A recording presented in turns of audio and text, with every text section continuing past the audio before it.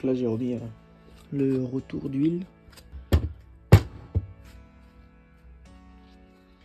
J'ai remis le retour d'huile avec son nouveau joint. Ça c'est l'ancien joint. Bon il fuyait pas mais...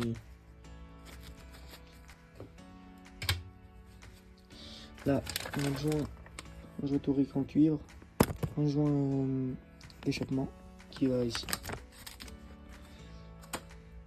On a l'entrée d'huile, enfin ouais l'amorçage d'huile, enfin le graissage du turbo quoi. Là j'ai enlevé le filtre banjo là qui est dans la vis. Faut l'enlever parce que il est il fait un peu la gueule. Et vaut mieux l'enlever. Il y a moins de risque que le turbo il recasse par la suite. Donc là je vais le remettre en place sur le moteur. Et on se reprend après.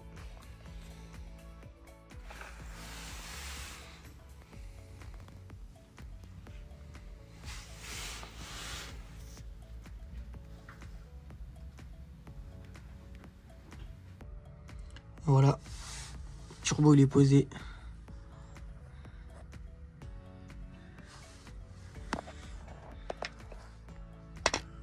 Nickel.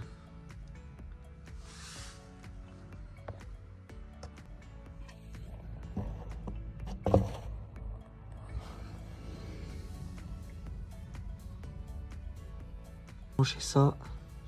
Rajouter cette durite qui manque. Bon, celle qui se branche à l'échangeur. Elle va ici. Et elle revient là. Et elle est fixée ici.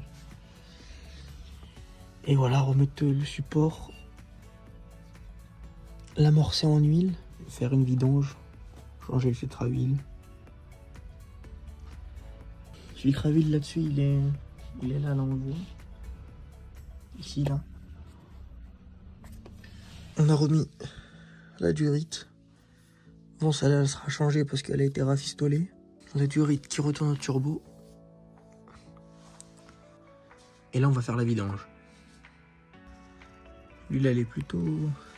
Il y a de la limaille quand même. On va changer le filtre à huile. J'ai ouvert ici. On a enlevé la jauge. Le filtre à huile, il est là. On va le démonter. Donc on a changé le filtre à huile. Là, il y a le nouveau. Pas besoin d'y serrer au couple, juste un bon serrage à la main. Et là, il y a l'ancien. Donc on va rincer le moteur avec des fonds de bidon d'huile. On va remplir avec de la 530.